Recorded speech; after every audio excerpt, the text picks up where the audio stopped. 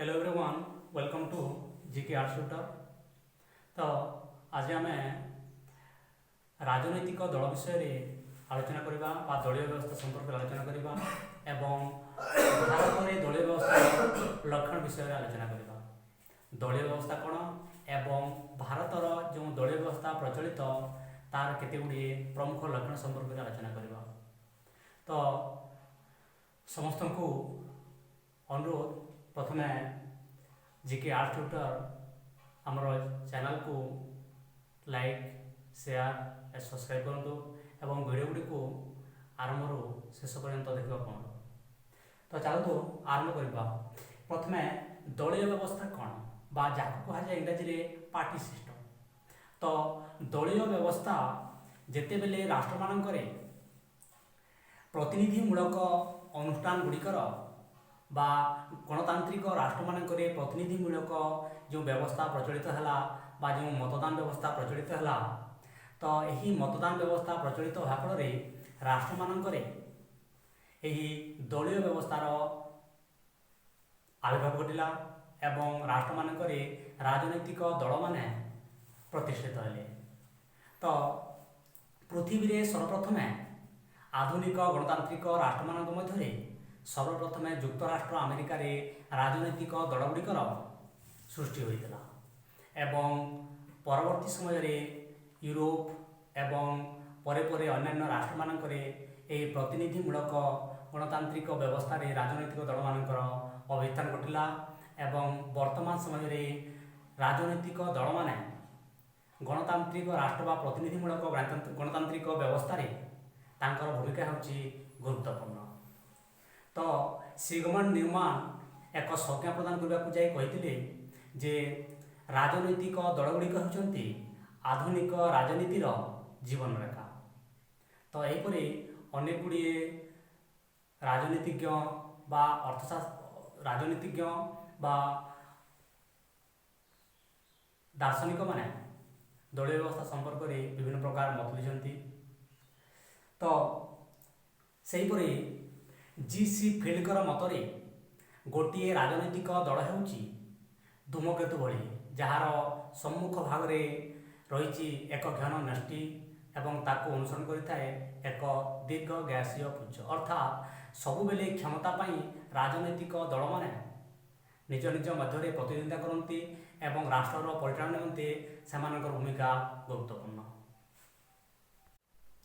लोवेलकर मतरे राजनैतिक दल गुड़िक पवन और ज्वार भली स्वाभाविक।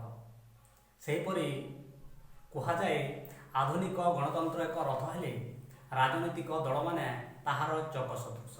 अर्थात गणतांत्रिक व्यवस्था रे राजनैतिक दल माने शासन भार को बा शासन कल को परिचालित करिवारे सेमानकर भूमिका गुरुत्वपूर्ण। तो ये थिला दलीय व्यवस्था।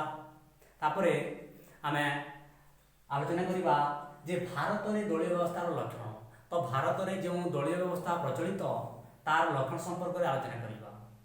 एटारे आ गोटे कथा मु भूली जे दलीय व्यवस्था को साधारणतः तीन भाग में व्यक्त कराई बा प्रकार भेद अनुसार दलीय व्यवस्था तीन प्रकार। गोटे हूँ एक दलीय व्यवस्था, द्विदलीय व्यवस्था एवं बहुदलीय व्यवस्था। तो एक दलीय व्यवस्था कौन जो राष्ट्र रे गोटे मात्र राजनैतिक दल बा गोटे अनुष्ठान राष्ट्रर शासन भार को परिचालित करिथाए बा शासन क्षेत्र में अंशग्रहण कर राष्ट्र को परिचालना करे ताकू एक दलीय व्यवस्था कहुए। एठारे आमे उदाहरण नहीं पारिबा चीन। चीन रे एक दलीय व्यवस्था प्रचलित। सेहीपरि द्विदलीय व्यवस्था कौन जो राष्ट्र रे दुईटी राजनैतिक दल राष्ट्रर शासन क्षेत्र में बा राष्ट्रर परिचालना निमित्त राष्ट्र राजनीति रे अंशग्रहण करती एवं राष्ट्रर परिचालना पाई कार्य करती ताकू द्विदलीय व्यवस्था बोली कहुए। यार आम उदाहरण नहीं पारिबा युक्तराष्ट्र अमेरिका। युक्तराष्ट्र अमेरिका रे दुईटी राजनीतिक दल कार्य करती। सेहीपरि बहुदलीय व्यवस्था कौन बहुदलीय व्यवस्था होउची जे जो राष्ट्र रे दुई रु अधिक राजनीतिक दल राष्ट्रर नीति निर्धारण क्षेत्र में कार्य करती ताकू बहुदलीय व्यवस्था बोली कहुए। भारत में यही व्यवस्था प्रचलित ଏବଂ ଭାରତ ରାଜନୀତିରେ ବା ଭାରତର ସରକାର ଗଠନ କ୍ଷେତ୍ରରେ ଅନେକ ଗୁଡ଼ିଏ ରାଜନୈତିକ ଦଳ ଅଂଶଗ୍ରହଣ କରନ୍ତି। ଆମେ ଏଥିରେ ଉଦାହରଣ ନେଇପାରିବା ଭାରତୀୟ ଜାତୀୟ କଂଗ୍ରେସ, ବିଜୁ ଜନତା ପାର୍ଟି, ବିଜୁ ଜନତା ଦଳ, ତାପରେ BSP, Bahujan Samaj party, communist party, ଏହିପରି ଅନେକ ଗୁଡ଼ିଏ ରାଜନୈତିକ ଦଳ ଭାରତରେ କାର୍ଯ୍ୟ କରନ୍ତି। ତେଣୁ ଭାରତୀୟ ଦଳୀୟ ବ୍ୟବସ୍ଥାକୁ ବହୁଦଳୀୟ ବ୍ୟବସ୍ଥା ବୋଲି କୁହାଯାଏ। ତ ଚାଲନ୍ତୁ ଆଲୋଚନା କରିବା ଭାରତରେ ଦଳୀୟ ବ୍ୟବସ୍ଥାର କେତେ ଗୁଡ଼ିଏ ପ୍ରମୁଖ ଲକ୍ଷଣ। ତ ପ୍ରଥମ ଲକ୍ଷଣ ହେଉଛି ବହୁଦଳୀୟ ବ୍ୟବସ୍ଥା।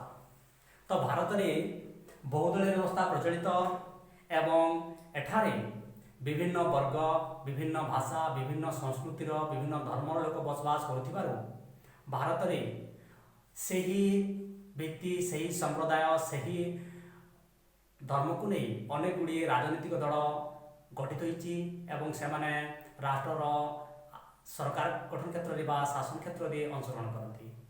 ତେଣୁ ଏଠାରେ ଆମେ ଦେଖିବା ଯେ ଭାରତର କେତେ ଗୁଡ଼ିଏ ପ୍ରମୁଖ ରାଜନୈତିକ ଦଳ। ତ ଭାରତରେ ଦଳୀୟ ବ୍ୟବସ୍ଥାକୁ ଦୁଇ ଭାଗରେ ବିଭକ୍ତ କରାଯାଇଛି। ଗୋଟିଏ ହେଉଛି ଆଞ୍ଚଳିକ ଦଳ ଏବଂ ଅନ୍ୟଟି ହେଲା ଜାତୀୟ ଦଳ। ତ ଜାତୀୟ ଦଳ କାହା କୁହାଯାଏ? ଯେଉଁ ଦଳ ତିନୋଟି ରାଜ୍ୟରୁ ଅଧିକ ରାଜ୍ୟରେ ବା ସେହି 3ରୁ 4ଟି ରାଜ୍ୟର ନିର୍ବାଚନରେ ଅଂଶଗ୍ରହଣ କରି ରାଷ୍ଟ୍ରର ସରକାର ଗଠନ କ୍ଷେତ୍ରରେ ସହାୟକ ହୋଇଥାଏ ବା ଅଂଶଗ୍ରହଣ କରେ ତାକୁ ଜାତୀୟ ଦଳ କୁହାଯାଏ। ଏବଂ ଯେଉଁ ଦଳଗୁଡ଼ିକ ଆଞ୍ଚଳିକ ଭିତ୍ତିରେ ଗଠିତ ହୋଇଥାନ୍ତି ଏବଂ ରାଜ୍ୟ ରାଜନୀତିରେ ତାଙ୍କର ଭୂମିକା ସକ୍ରିୟ ହୋଇଥାଏ ତାକୁ ଆଞ୍ଚଳିକ ଦଳ କୁହାଯାଏ।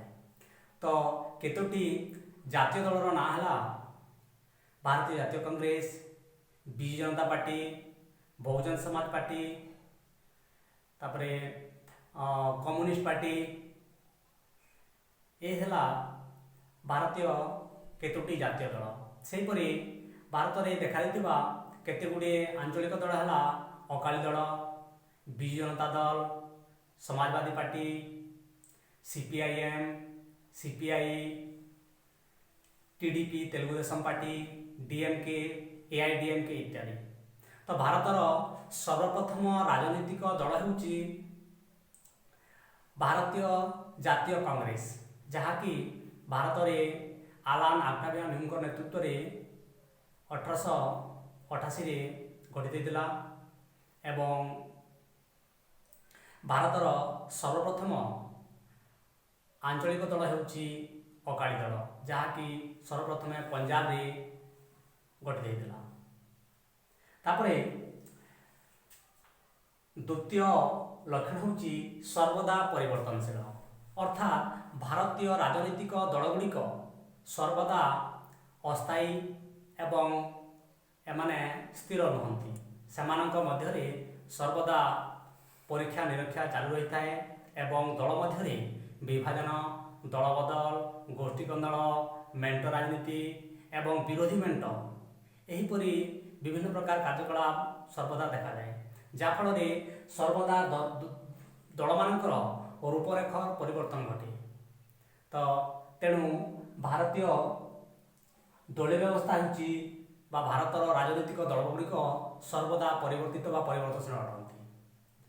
ସେହିପରି ଆମେ ଉଦାହରଣ ନେଇପାରିବା ଯେ ଭାରତୀୟ ଜାତୀୟ କଂଗ୍ରେସ ଦୀର୍ଘ ଦିନ ଧରି ଭାରତରେ ଶାସନ କଲା ଏବଂ ବିଭିନ୍ନ କାରଣରୁ ଦଳର ସଦସ୍ୟ ଏବଂ ଗୋଷ୍ଠୀ ମଧ୍ୟରେ ପ୍ରତିଦ୍ୱନ୍ଦିତା ବା ବିଭାଜନ ଘଟି ଅନେକ ସମୟରେ ଦଳ ବିଭାଜନ ହୋଇଛି ଏବଂ ଅନେକ ନୂଆ ନୂଆ ଦଳ ମଧ୍ୟ ସୃଷ୍ଟି ହୋଇଛନ୍ତି। ଅନ୍ୟତମ ଲକ୍ଷଣ ହେଲା ଏକକ ଆଧିପତ୍ୟ, ଅର୍ଥାତ୍ ଭାରତରେ ବହୁଦଳୀୟ ବ୍ୟବସ୍ଥା ପ୍ରଚଳିତ ଥିଲେ ମଧ୍ୟ ଭାରତରେ ଭାରତୀୟ ଜାତୀୟ କଂଗ୍ରେସ ଦୀର୍ଘ ଦିନ ଧରି ବା ବହୁ ବର୍ଷ ଧରି ଭାରତୀୟ ରାଜନୀତି କ୍ଷେତ୍ରରେ ଆଧିପତ୍ୟ ଜାହିର କରି ଆସିଛି।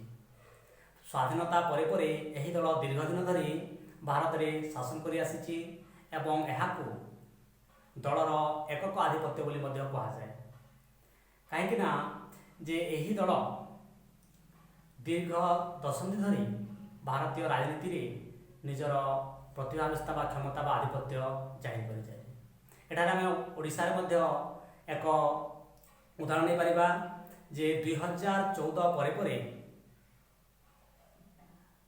ଶ୍ରୀ ନବୀନ ପଟ୍ଟନାୟକଙ୍କ ନେତୃତ୍ୱରେ ବିଜୁ ଜନତା ଦଳ ଆଜି ପର୍ଯ୍ୟନ୍ତ ନିଜର ଏକକ ଆଧିପତ୍ୟ ବିସ୍ତାର କରି ଆସିଛି।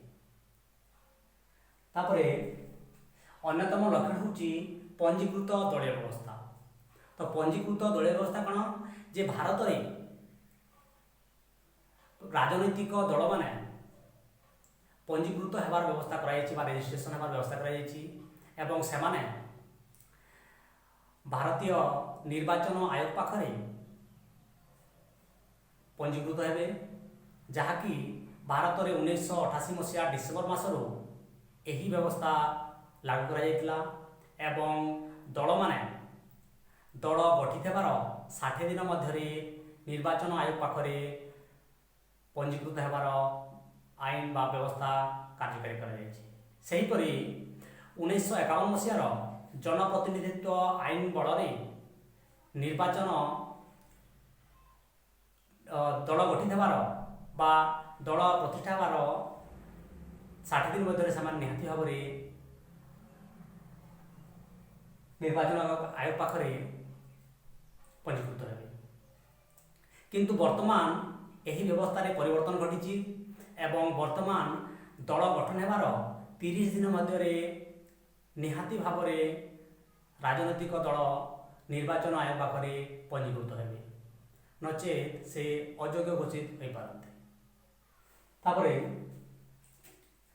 ପରବର୍ତ୍ତୀ ଲକ୍ଷଣ ହେଉଛି ସ୍ୱୀକୃତ ବିରୋଧୀ ଦଳ। ଏକ ସୁସ୍ଥର ଗଣତନ୍ତ୍ରର ପରିଚାଳନା ପାଇଁ ଏକ ସ୍ୱୀକୃତ ବିରୋଧୀ ଦଳ ନିହାତି ଆବଶ୍ୟକ। କିନ୍ତୁ ବର୍ତ୍ତମାନ ସମୟରେ ବା ଭାରତୀୟ ଦଳୀୟ ବ୍ୟବସ୍ଥାରେ ବହୁଦଳୀୟ ବ୍ୟବସ୍ଥା ପ୍ରଚଳିତ ଥିବାରୁ ଏଠାରେ ବିଭିନ୍ନ ସମୟରେ ଏକ ସ୍ୱୀକୃତ ବିରୋଧୀ ଦଳ ପ୍ରତିଷ୍ଠା ହୋଇପାରେ ନାହିଁ। ଫଳରେ ଦଳୀୟ ବ୍ୟବସ୍ଥା ବା ରାଷ୍ଟ୍ରର ଶାସନ କ୍ଷେତ୍ରରେ ସରକାର ଗଠନ କ୍ଷେତ୍ରରେ ବିଭିନ୍ନ ସମୟରେ ଅନେକ ଅସୁବିଧାର ସମ୍ମୁଖୀନ ହେବାକୁ ପଡ଼େ। ତ ସ୍ୱୀକୃତ ବିରୋଧୀ ଦଳ କିପରି ଗଠନ କରାଯାଏ? ଭାରତୀୟ ସମ୍ବିଧାନ ଅନୁସାରେ ଏକ ବିରୋଧୀ ଦଳ ରୂପେ ସ୍ୱୀକୃତ ହେବା ପାଇଁ ମୋଟ ଆସନର 1/10 ଆସନ ଯଦି ଦଳ ପ୍ରାପ୍ତ ହୁଏ ବା ଲାଭ କରେ, ତାହେଲେ ତାକୁ ବିରୋଧୀ ଦଳର ମାନ୍ୟତା ମିଳିଥାଏ। ଲୋକସଭା ହେଉ, ରାଜ୍ୟସଭା ହେଉ କିମ୍ବା ବିଧାନସଭା ହେଉ, ଏଠାରେ 1/10 ମୋଟ ଆସନର 1/10 ଯଦି ସେ ସଦସ୍ୟ ହାସଲ କରେ, ତାହେଲେ ତାକୁ ବିରୋଧୀ ଦଳର ମାନ୍ୟତା ମିଳିଥାଏ। ତ ଭାରତର ରାଷ୍ଟ୍ରୀୟ ରାଜନୀତିରେ ବା କେନ୍ଦ୍ର ରାଜନୀତିରେ ଦୁଇଟି ପ୍ରମୁଖ ଦଳ ସର୍ବଦା କାର୍ଯ୍ୟ କରିଆସିଛନ୍ତି। ସେମାନଙ୍କ ମଧ୍ୟରେ ଗୋଟିଏ ହେଉଛି ଭାରତୀୟ ଜାତୀୟ କଂଗ୍ରେସ ଏବଂ ଅନ୍ୟଟି ହେଉଛି ବିଜେପି। ତ ଗୋଟିଏ ଦଳ ଶାସନ କ୍ଷେତ୍ରରେ ବା ଗୋଟିଏ ଦଳ ଶାସନ କାର୍ଯ୍ୟରେ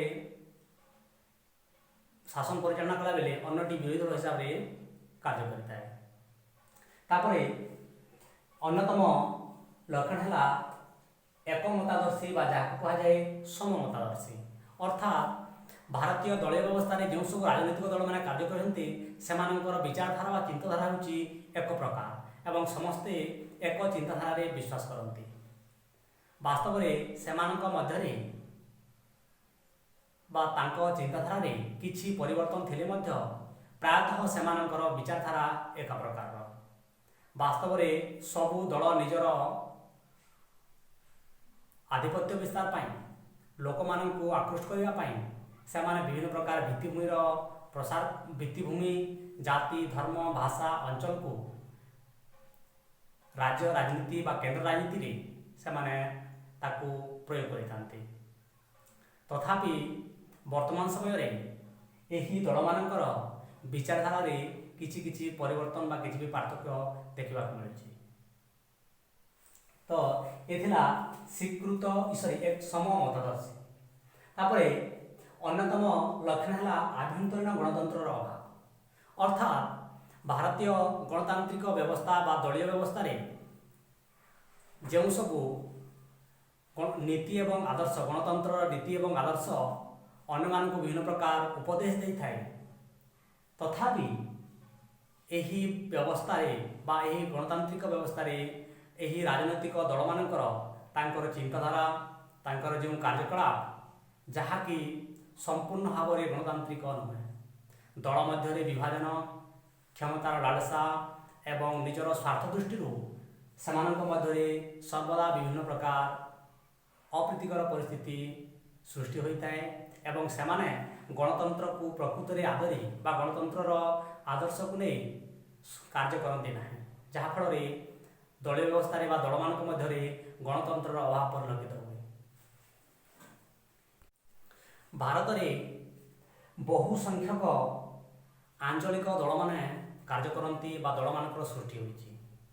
ତ ଆଞ୍ଚଳିକ ଦଳମାନେ ରାଜନୀତିରେ ବା ରାଜ୍ୟ ରାଜନୀତିରେ ବା ବେଳେବେଳେ କେନ୍ଦ୍ର ରାଜନୀତିରେ ମଧ୍ୟ ପ୍ରମୁଖ ଭୂମିକା ଅଂଶଗ୍ରହଣ କରନ୍ତି ଏବଂ ଭାରତରେ ଯେହେତୁ ବହୁଦଳୀୟ ବ୍ୟବସ୍ଥା ପ୍ରଚଳିତ, ତ ଏଠାରେ ବହୁ ସଂଖ୍ୟକ ଆଞ୍ଚଳିକ ଦଳମାନଙ୍କର ଉତ୍ଥାନ ବା ଆବିର୍ଭାବ ଘଟିଛି। ତ ଆମେ କେତେଗୁଡ଼ିଏ ପ୍ରମୁଖ ଆଞ୍ଚଳିକ ଦଳମାନଙ୍କର ଉଦାହରଣ ଦେଇପାରିବା। ଓଡ଼ିଶାରେ ବିଜୁ ଜନତା ଦଳ, ତାମିଲନାଡୁରେ DMK IDMK, ଜାମ୍ମୁ କାଶ୍ମୀରର ନ୍ୟାସନାଲ କନଫରେନ୍ସ, ଆସାମର ଆସାମ ଗଣ ପରିଷଦ, ଆନ୍ଧ୍ରପ୍ରଦେଶର ତେଲୁଗୁ ଦେଶମ ପାର୍ଟି, ଝାଡ଼ଖଣ୍ଡର ଝାଡ଼ଖଣ୍ଡ ମୁକ୍ତି ମୋର୍ଚ୍ଚା, ପଶ୍ଚିମବଙ୍ଗର ତୃଣମୂଳ କଂଗ୍ରେସ ଇତ୍ୟାଦି। ତ ଏହିସବୁ ଦଳମାନେ ଆଞ୍ଚଳିକ ଭିତ୍ତିରେ ବା ସାଂସ୍କୃତିକ ଏବଂ ଆଞ୍ଚଳିକତା ଭିତ୍ତିରେ ଏହି ଦଳଗୁଡ଼ିକ ଗଢ଼ି ଉଠିଛନ୍ତି। ତ ଅନ୍ୟତମ ଲକ୍ଷଣ ହେଲା ସାମ୍ପ୍ରଦାୟିକ ଦଳମାନଙ୍କର ଆବିର୍ଭାବ, ଅର୍ଥାତ୍ ଯେ ସାମ୍ପ୍ରଦାୟିକ ଦଳ କାହାକୁ କୁହାଯାଏ? ସାମ୍ପ୍ରଦାୟିକ ଦଳ ହେଉଛି ସେହି ଦଳ ଯିଏ ଜାତି, ଧର୍ମ, ସଂସ୍କୃତି ବା ଭାଷା ଭିତ୍ତିରେ ବିଭିନ୍ନ ସମ୍ପ୍ରଦାୟର ସମର୍ଥନରେ ଗଠିତ ହୋଇଥାଏ, ତାକୁ ସାମ୍ପ୍ରଦାୟିକ ଦଳ କୁହାଯାଏ। ତ ବର୍ତ୍ତମାନ ବା ଭାରତୀୟ ଦଳୀୟ ବ୍ୟବସ୍ଥାରେ ଏହି ସାମ୍ପ୍ରଦାୟିକ ଦଳମାନଙ୍କର ଭୂମିକା ବେଶ ସକ୍ରିୟ ଏବଂ ଏମାନେ ନିଜର ସମ୍ପ୍ରଦାୟକୁ ଦୃଢ଼ ଏବଂ ଖୋଲା ଭାବରେ ସମର୍ଥନ କରୁଥିବା ବେଳେ ଅନ୍ୟ ସମ୍ପ୍ରଦାୟକୁ ବିରୋଧ ମଧ୍ୟ କରନ୍ତି। ତେଣୁ ଯାହାଫଳରେ ଭାରତରେ ସାମାଜିକ ସଂହତି ନଷ୍ଟ ହୋଇଥାଏ ଏବଂ ଜାତୀୟ ଏକତା ସୃଷ୍ଟି ହେବାରେ ବିଭ୍ରାଟ ଦେଖାଦିଏ। ତାପରେ ଅନ୍ୟତମ ଲକ୍ଷଣ ହେଲା ବ୍ୟକ୍ତିକେନ୍ଦ୍ରିକ ଦଳ। ତ ବ୍ୟକ୍ତିକେନ୍ଦ୍ରିକ ଦଳ କ'ଣ? ଯେଉଁ ଦଳଗୁଡ଼ିକ ଜଣେ ବ୍ୟକ୍ତିଙ୍କର ଅଧୀନରେ ବା ଜଣେ ବ୍ୟକ୍ତିଙ୍କର ନାମରେ ଗଠିତ ହୋଇ କାର୍ଯ୍ୟ କରେ ତାହାକୁ ବ୍ୟକ୍ତିକେନ୍ଦ୍ରିକ ଦଳ କୁହାଯାଏ। ତ ସେହିପରି ଭାରତରେ ଅନେକ ଗୁଡ଼ିଏ ଏହି ବ୍ୟକ୍ତିକେନ୍ଦ୍ରିକ ଦଳ ରହିଛନ୍ତି, ଯେମିତିକି ଇନ୍ଦିରା କଂଗ୍ରେସ, ଅର୍ଷ କଂଗ୍ରେସ, ଅକାଳୀ ଦଳ ବାଦଲ, ବିଜୁ ଜନତା ଦଳ ଇତ୍ୟାଦି ଏବଂ DMK IDMK ମଧ୍ୟ ତାମିଲନାଡୁରେ ସୁଶ୍ରୀ ଜୟଲଳିତାଙ୍କର ନେତୃତ୍ୱରେ ପରିଚାଳିତ ହେଉଥିଲା। ତାପରେ ପଶ୍ଚିମବଙ୍ଗରେ ସୁଶ୍ରୀ ମମତା ବାନାର୍ଜୀଙ୍କ ନେତୃତ୍ୱରେ ତୃଣମୂଳ କଂଗ୍ରେସ ବର୍ତ୍ତମାନ ମଧ୍ୟ ଏହି ବ୍ୟକ୍ତିକେନ୍ଦ୍ରିକ ଦଳ ହିସାବରେ କାର୍ଯ୍ୟ କରୁଛି। ଥିଲା ବ୍ୟକ୍ତିକେନ୍ଦ୍ରିକ ଦଳ। ତ ପରବର୍ତ୍ତୀ ଲକ୍ଷଣ ହେଲା ଗୋଷ୍ଠୀ କନ୍ଦଳ। ଗୋଷ୍ଠୀ କନ୍ଦଳ ଅର୍ଥ ହେଉଛି ଯେ ଦଳ ମଧ୍ୟରେ ଯେଉଁ ବିଭିନ୍ନ ପ୍ରକାର ଗୋଷ୍ଠୀ କାର୍ଯ୍ୟ କରିଥାନ୍ତି, ତ ସେମାନଙ୍କ ମଧ୍ୟରେ ଅନେକ ସମୟରେ ବିଭ୍ରାଟ ଦେଖାଦିଏ ବା ସେମାନଙ୍କ ମଧ୍ୟରେ ଅନେକ ସମୟରେ ସମସ୍ୟା ଦେଖାଇଥାଏ ଏବଂ ବଳ କଷାକଷି ହେବାର ମଧ୍ୟ ଦେଖାଦେଇଥାଏ। ଫଳରେ ସେମାନେ ଅନେକ ସମୟରେ ଦଳର ବିଭାଜନ ହେବାରେ ମଧ୍ୟ ପ୍ରମୁଖ ଭୂମିକା ଗ୍ରହଣ କରନ୍ତି, ଯାହାଫଳରେ ଏହା ଦଳୀୟ ବ୍ୟବସ୍ଥାକୁ ଅନେକ ସମୟରେ ଅସୁବିଧାରେ ପକାଇଥାଏ। ତାପରେ ଅନ୍ୟତମ ଲକ୍ଷଣ ହେଲା ମେଣ୍ଟ ରାଜନୀତି। ମେଣ୍ଟ ରାଜନୀତିର ଅର୍ଥ ହେଉଛି ଯେ ଯେତେବେଳେ ଜଣେ ନେତା ବା ଜଣେ ସଦସ୍ୟ ଗୋଟିଏ ରାଜନୈତିକ ଦଳ ତରଫରୁ ନିର୍ବାଚନ ଲଢ଼େ, ନିର୍ବାଚନରେ ବିଜୟୀ ହୁଏ ଏବଂ ପରବର୍ତ୍ତୀ ସମୟରେ ସେ ଦଳ ଛାଡ଼ି ଅନ୍ୟ ଦଳରେ ଯୋଗଦାନ କରେ, ତାକୁ ଦଳବଦଳ ରାଜନୀତି କୁହାଯାଏ। ଏବଂ ଏହି ଦଳବଦଳ ରାଜନୀତି ଯାହାକୁ କୁହାଯାଏ, ଦଳବଦଳ ରାଜନୀତି ଯୋଗୁଁ ଦଳର ମାନ ମର୍ଯ୍ୟାଦା ଖରାପ ହେବା ସହିତ ଦଳୀୟ ବ୍ୟବସ୍ଥାରେ ସମସ୍ୟା ସୃଷ୍ଟି ହୁଏ। ତାପରେ ମେଣ୍ଟ ରାଜନୀତି। ମେଣ୍ଟ ରାଜନୀତିର ଅର୍ଥ ହେଉଛି ଯେ ବିଭିନ୍ନ ସମୟରେ ରାଜନୈତିକ ଦଳମାନେ କ୍ଷମତାର ହାସଲ ପାଇଁ ବା କ୍ଷମତାର ଲାଳସା ଯୋଗୁଁ ସେମାନେ ନିଜ ନିଜ ମଧ୍ୟରେ ମେଣ୍ଟ ଗଠନ କରନ୍ତି ଏବଂ ରାଷ୍ଟ୍ରର ପରିଚାଳନା ନିମନ୍ତେ ସରକାର ଗଠନ ନିମନ୍ତେ ସେମାନେ ଏକତ୍ରିତ ହୋଇଥାନ୍ତି, ଯାହାକୁ କୁହାଯାଏ ମେଣ୍ଟ ରାଜନୀତି। ଓଡ଼ିଶାରେ 2009ରୁ 2014 ମଧ୍ୟରେ ବିଜେଡି ଏବଂ ବିଜେପି ମଧ୍ୟରେ ମେଣ୍ଟ ସରକାର ଗଠନ ହୋଇ ରାଜ୍ୟ ପରିଚାଳନା ବା ରାଷ୍ଟ୍ରର ପରିଚାଳନା ନିମନ୍ତେ ସେମାନେ କାର୍ଯ୍ୟ କରୁଥିଲେ। ସେହିପରି ଦଳୀୟ ଶୃଙ୍ଖଳାହୀନତା। ଦଳୀୟ ଶୃଙ୍ଖଳାହୀନତାର ଅର୍ଥ ହେଉଛି ଯେ ଯେତେବେଳେ ରାଜନୈତିକ ଦଳମାନେ କଡ଼ାକଡ଼ି ଭାବରେ ଦଳୀୟ ଯେଉଁ ଆଇନ ବା ନୀତି ବା ଶୃଙ୍ଖଳାକୁ ଅନୁସରଣ କରନ୍ତି ନାହିଁ, ସେତେବେଳେ ଦଳ ମଧ୍ୟରେ ବିଭିନ୍ନ ପ୍ରକାର ବିଭ୍ରାଟ ଦେଖାଦିଏ, ବିଭାଜନ ଦେଖାଦିଏ ଏବଂ ଏହା ଦଳର ଶୃଙ୍ଖଳାକୁ ବ୍ୟାହତ କରେ। ଏହା ହେଉଛି ଦଳୀୟ ଶୃଙ୍ଖଳାହୀନତା। ତାପରେ ଦଳବଦଳ ରାଜନୀତି, ଏହା ଆଲୋଚନା କରିସାରିଛେ। ତାପରେ ଅନ୍ୟତମ ଲକ୍ଷଣ ହେଲା ସୁବିଧାବାଦୀ ମେଣ୍ଟ। ସୁବିଧାବାଦୀ ମେଣ୍ଟର ଅର୍ଥ ହେଉଛି ଯେ ବର୍ଷା ଯୁଆଡ଼େ ଛତା ସିଆଡ଼େ ଭଳି, ଅର୍ଥାତ୍ ଯେତେବେଳେ ରାଜନୈତିକ ଦଳମାନେ କ୍ଷମତା ବା ନିଜର ସ୍ୱାର୍ଥ ହାସଲ ପାଇଁ ଅନ୍ୟ ଦଳ ସହିତ ମେଣ୍ଟ କରନ୍ତି ବା ସେହି ଦଳ ଆଡ଼କୁ ସେମାନେ ଅନୁସରଣ କରନ୍ତି ବା ସେହି ଦଳ ସହିତ ମିଶି ଯାଆନ୍ତି, ତାକୁ ସୁବିଧାବାଦୀ ମେଣ୍ଟ କୁହାଯାଏ। ଏବଂ ସ୍ୱାର୍ଥ ହାସଲ ପରେ ସେମାନେ ସେହି ଦଳ ଛାଡ଼ି ପୁଣି ଅନ୍ୟ ଦଳକୁ ବା ଅନ୍ୟ ଦଳ ସହିତ ସେମାନେ ମେଣ୍ଟ କରିବାକୁ ମଧ୍ୟ ପଛାନ୍ତି ନାହିଁ। ତାପରେ ଶେଷ ଲକ୍ଷଣ ହେଉଛି ତୁଷ୍ଟିକରଣ ରାଜନୀତି। ତୁଷ୍ଟିକରଣ ରାଜନୀତିର ଅର୍ଥ ହେଉଛି ଯେ ରାଜନୈତିକ ଦଳଗୁଡ଼ିକ ବା ଭାରତୀୟ ଦଳୀୟ ବ୍ୟବସ୍ଥାରେ ଯେଉଁ ରାଜନୈତିକ ଦଳଗୁଡ଼ିକ କାର୍ଯ୍ୟ କରୁଛନ୍ତି, ସେମାନେ ଭୋଟରମାନଙ୍କୁ ଆକୃଷ୍ଟ କରିବା ପାଇଁ ବା ନିଜର ଭୋଟ ବ୍ୟାଙ୍କକୁ ବଞ୍ଚାଇ ରଖିବା ପାଇଁ ସେମାନେ ଅନେକ ସମୟରେ ଜନସାଧାରଣଙ୍କୁ ଆକୃଷ୍ଟ କରିବା ପାଇଁ ବିଭିନ୍ନ ପ୍ରକାର ସ୍ଲୋଗାନର ସାହାଯ୍ୟ ନେଇଥାନ୍ତି ବା ସ୍ଲୋଗାନ ପ୍ରଦାନ କରିଥାନ୍ତି, ଯେମିତିକି ବିପିଏଲ୍ ତାଲିକା, ନିଯୁକ୍ତି, ବିକାଶ, ତାପରେ ଗରିବୀ ହଟାओ, ଜୟ ଯବାନ ଜୟ କିଷାନ ଇତ୍ୟାଦି ଇତ୍ୟାଦି। ତ ଏହିସବୁ ସ୍ଲୋଗାନ ମାଧ୍ୟମରେ ସେମାନେ ଜନସାଧାରଣଙ୍କୁ ଆକୃଷ୍ଟ କରିବା ପାଇଁ ସର୍ବଦା ଚେଷ୍ଟା କରନ୍ତି। ତ ଏ ଥିଲା ତୁଷ୍ଟିକରଣ ରାଜନୀତି। ତ ଏ ଥିଲା ଭାରତରେ ଦଳୀୟ ବ୍ୟବସ୍ଥାର କେତେଗୁଡ଼ିଏ ପ୍ରମୁଖ ଲକ୍ଷଣ ଏବଂ ଏଥିରୁ ଅନେକ ସମୟରେ ପ୍ରଶ୍ନ ଆସେ ଯେ ଭାରତରେ ଦଳୀୟ ବ୍ୟବସ୍ଥାର ଲକ୍ଷଣଗୁଡ଼ିକ ଆଲୋଚନା କର। ତ ପ୍ରାୟ ସମୟରେ ଏହା ଦୀର୍ଘମୂଳକ ପ୍ରଶ୍ନ ଆସେ ଏବଂ ଏହିସବୁ ଯେଉଁ ରହିଲା ତାର ଯେଉଁ ଲକ୍ଷଣଗୁଡ଼ିକ, ଏ ଲକ୍ଷଣଗୁଡ଼ିକ ସଂକ୍ଷିପ୍ତ ପ୍ରଶ୍ନ ବା କ୍ଷୁଦ୍ରମୂଳକ ପ୍ରଶ୍ନ ହିସାବରେ ଏଥିରୁ ପ୍ରଶ୍ନ ଆସେ।